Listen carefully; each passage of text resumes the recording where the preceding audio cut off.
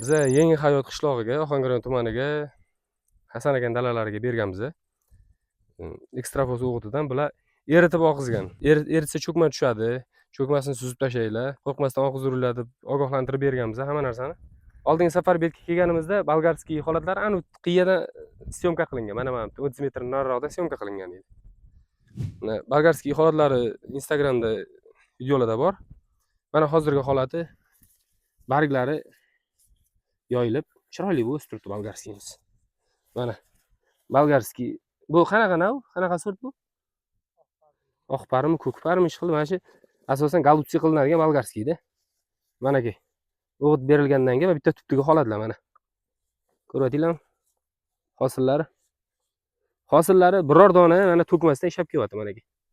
Mana hosil to'kkan joyi yo'q. Mana bo'g'imidan bolgarskiy soladi mana ki. Mana shu ham ishab turibdi mana.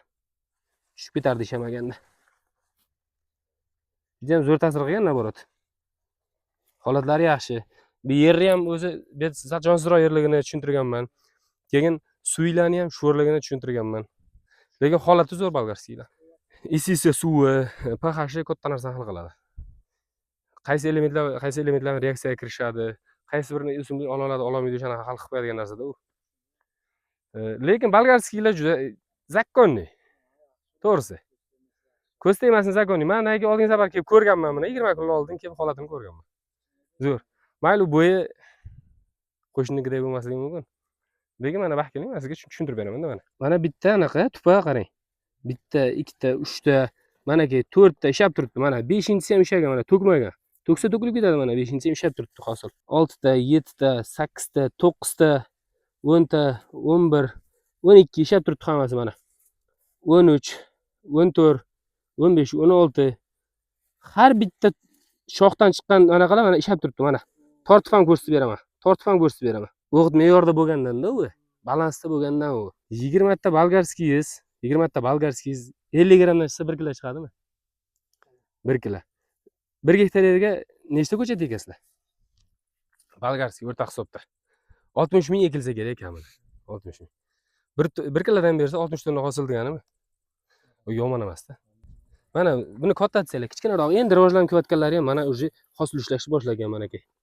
Mana ki, hosil ushlashni boshladi. Eng kichkina tuplar, keyingi rivojlangan tuplar ham mana. To'kmayapti, hosilning muhimi to'kayotgan yeri yo'q bu. Bolgarskiy holati zo'r vaqt.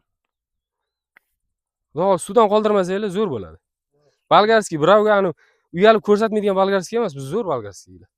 Oldingi yil men bu yerda bolgarskiy qanaqa bo'lganini oldingi yil ko'rganman. Mashlar vash o'g'lamagan bolgarskiy oldingi yil. Etaklari anu suv yig'ilib qolaverib, qulab ketib o'shlardan tayinli hosil ham termagan. O'g'itni bilan eritib oqizgan mana ki o'zlari. Dehqon o'zlari mana. Eritib berdinglar asosan, eritib bergan. Bundan tashqari yana boshqa o'g'itlarni ham o'zlari bilib beryapti. E'tiboringiz uchun rahmat. Yana umumiy hosildorliklarni oxirida qanaqa bo'lishini ham kuzatib boramiz, aytamiz sizlarga.